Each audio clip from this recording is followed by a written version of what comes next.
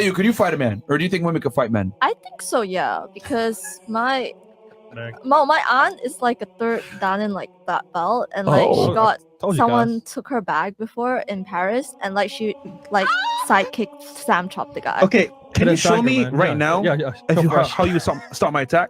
Sure, first. Go ahead, first. On camera. A few moments later. Was willst du? Ментам позвонили, все. Ich komm gleich. Ich komm nicht auf, ich komm nicht von hier. Ich schwöre, mich kennt keiner hier bei Gott. Einmal bitte bezahlen. Du bist ein Hurensohn, ein gottloser Hurensohn bist du. Ein gottloser Hurensohn, deine Mutter fickt dich, du Hurensohn. Ich verstehe kein Deutsch. Lach nur. Irgendwann fickt dich auf Karma, du Hurensohn. Bei Gott sogar. Irgendwann fickt dich auf Karma. Gottverdammter Hurensohn. Deine Mutter ist eine Hure. Ich fick dich, Alter. Ja, komm doch. Oleg. It was at this moment that he knew. He fucked up. Ну я же говорил, Олег, блядь. Не провоцируй. Че, сука ебаная. Олег, уйди. Уйди оттуда. Не провоцируй, я, блядь, говорил же тебе, блядь. That right there was like a magical reset button, a reincarnation, because that lady got slapped into the state of shut the fuck up. She became a whole new person. And right after that, her attitude completely disappeared. This is a certified hood classic. To this day. To this day. Welcome to another episode of The Mysterious World of Feminism. I do agree that there is stigma that I have to deal with because I am fat, but I'm actually really in celebration of my body. I'm actually really in celebration of my body. No, you're not. Yeah, no, you're not. No, you're not. Stop. I find beauty in diversity. I think we come in all shapes and sizes. And the assumption that we've dealt with a lot on this show is that just because you're obese, you must overeat. You must have an eating disorder. I know that not to be the case. I know you can have a healthy... Now may we resurrect Mr. Kevin Samuels from the undead. And may he rise from his grave like the Undertaker, the Godfather, the Cream Gobbler Executionist. Your presence is very much missed. Now, may you please come down and bless us with the gospel. How much do you weigh? That's none of your business. I told you I was fat. Oh, okay. We don't play that shit on my show. You get your big fat ass on somewhere. I don't deal with you big sassy ass broads. I'm sorry, you're 5'8"? I'm 5'8". You're about the size of Emmitt Smith or Barry Sanders was. You're a running back size. Okay. You can hit the A gap like a motherfucker. Yeah, all right. I accept So don't come in here talk about what men should not be able to do when they got to accept somebody who can run out the power I. How to win an argument with a fat person. Step number 1. Address the elephant in the room.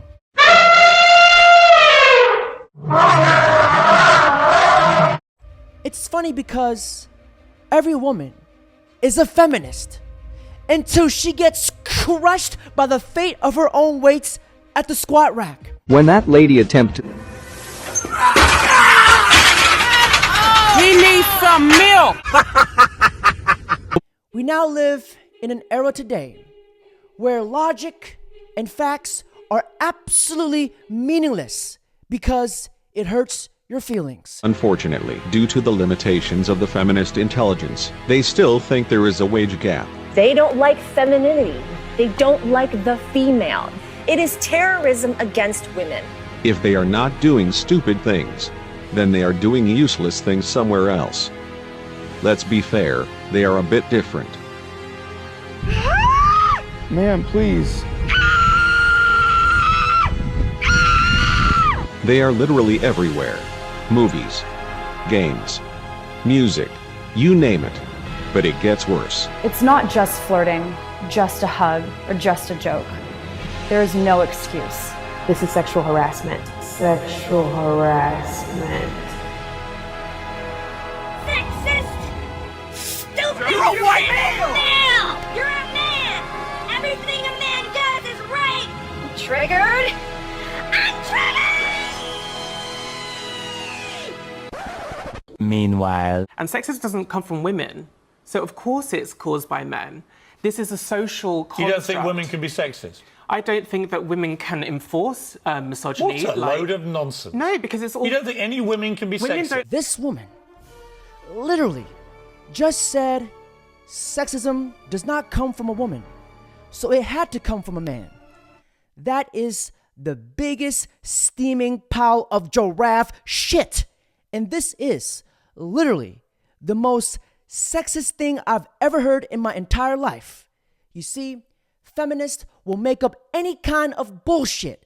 Feminists be like, God is sexist because he was a guy nailed onto a cross. This is transgender model Monroe Bergdorf. Earlier this week, a major makeup firm hired her as one of the faces of modern diversity for an advertising campaign. But just days later, she's been sacked by the firm for a now deleted Facebook post in the wake of white supremacist rallies in Charlottesville. This is where there's a problem, because you're taking it personally. There is a problem. I am taking it personally. Yes. It isn't about when you say Piers. all white people are racist, as a white person, I find that offensive. Please let me speak instead of speaking over The me. floor is yours. You believe that all white people have taken part in racial violence, which is what you wrote. I believe that society is built on the foundation. It's not what I believe, it's a fact that society is built on the foundations of colonialism and slavery. To clarify, poor white people have a better chance in Britain of getting out of their poverty than poor black people. Yes. All of them. I feel like I'm up against the wall with you, Piers. No. She says she's backed up and against the wall.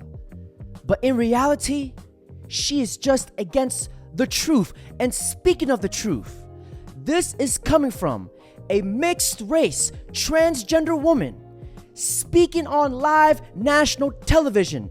And that itself already counters all of her arguments. Hello? Yes? I am super non-conforming L-sexual reverse trans optic gender.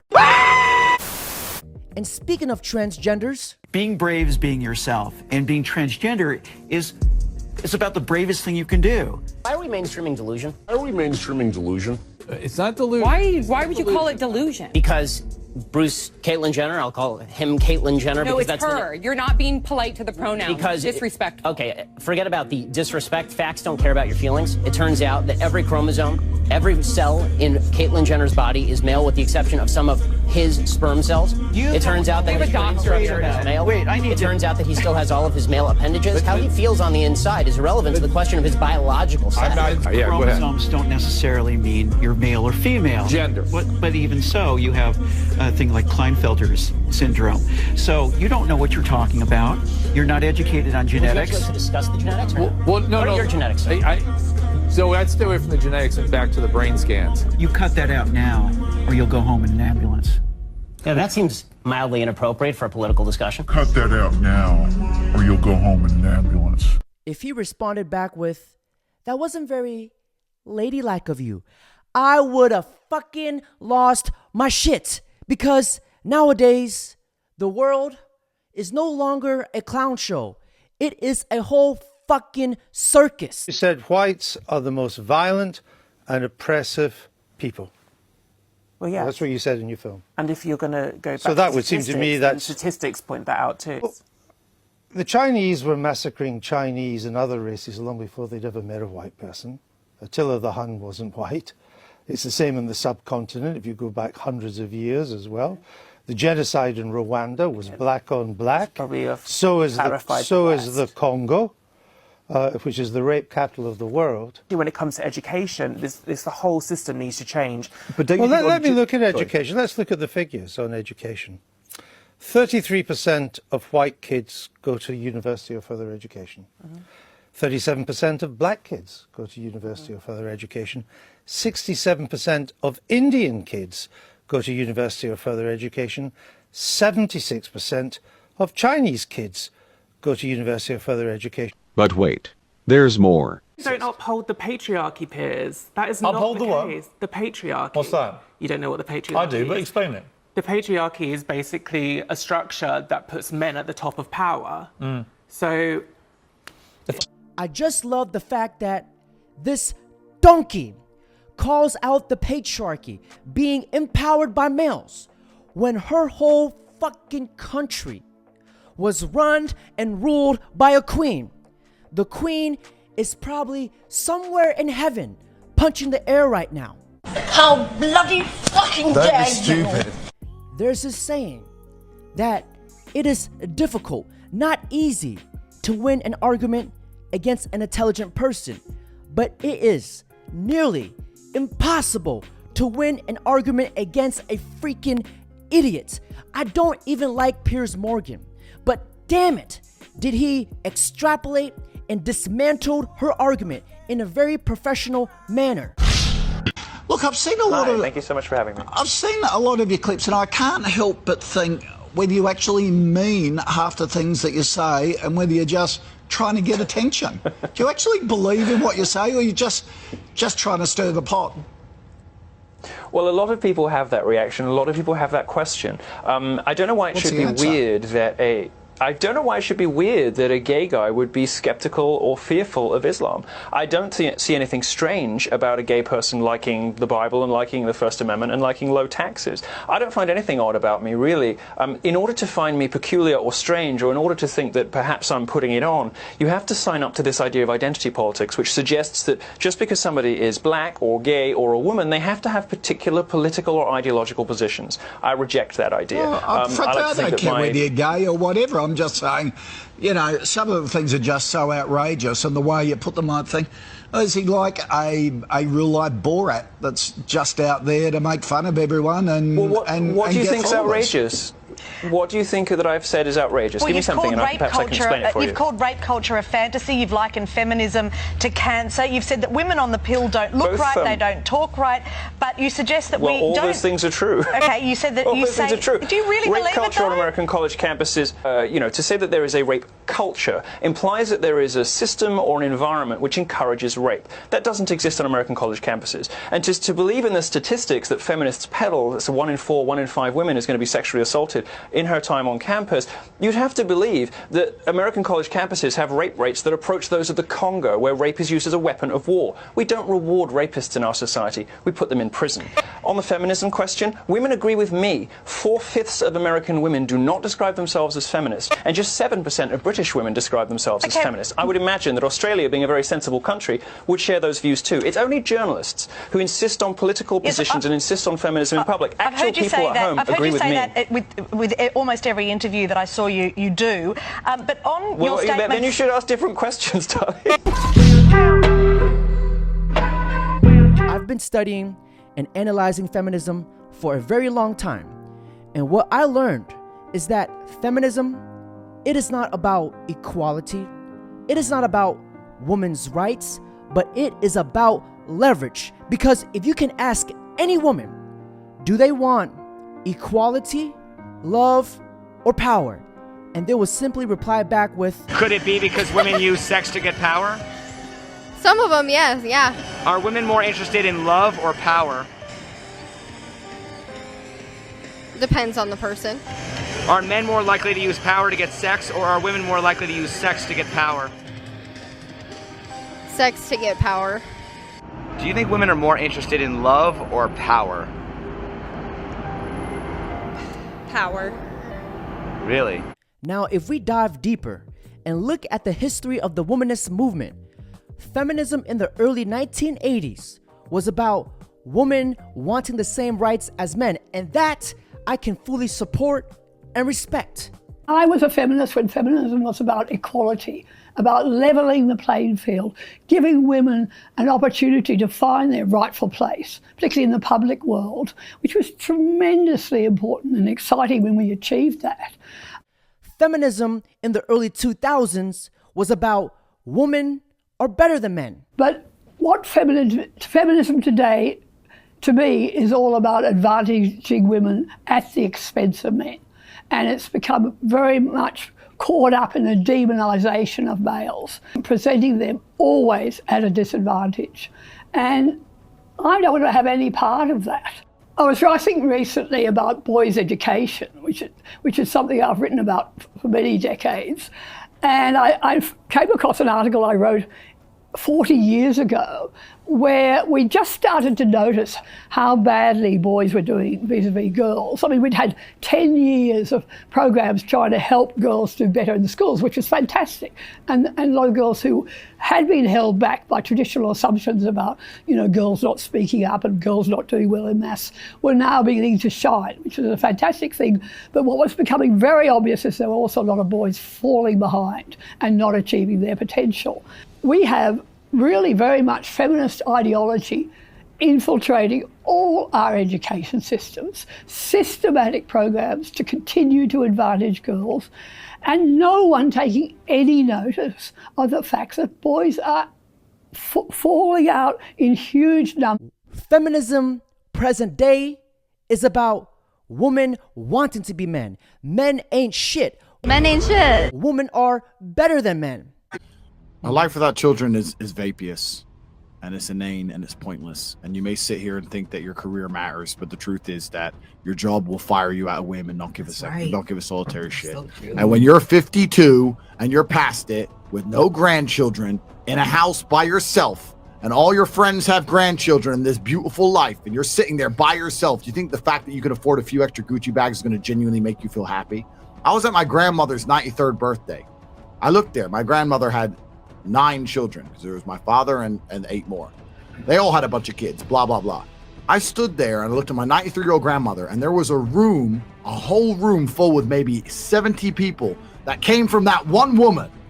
Isn't that remarkable? Yeah. That nobody cared about her career. Nobody asked what job she did. Nobody asked how many times she went to the club. Nobody asked if she had time to go to festivals. No, you had 70 sentient beings, including myself, full of life from one woman who dedicated herself to being a mother and a good wife.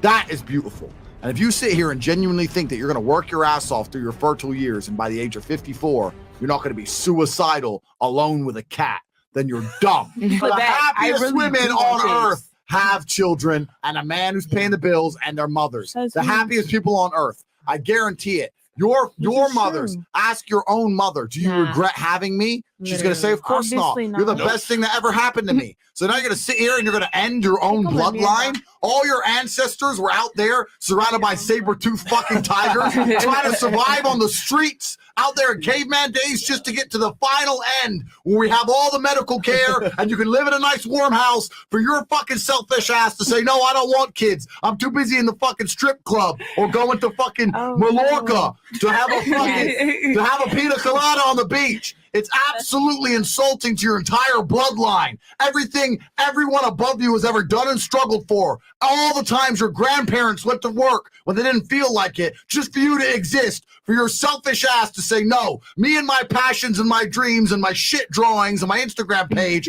is worth more than ever having children. You're a selfish fuck. Fuck that. You should all have kids. Andrew Tate did a spectacular job breaking that down.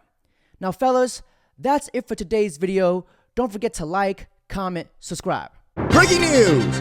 Ladies, if you're self-conscious about your breast size, remember this.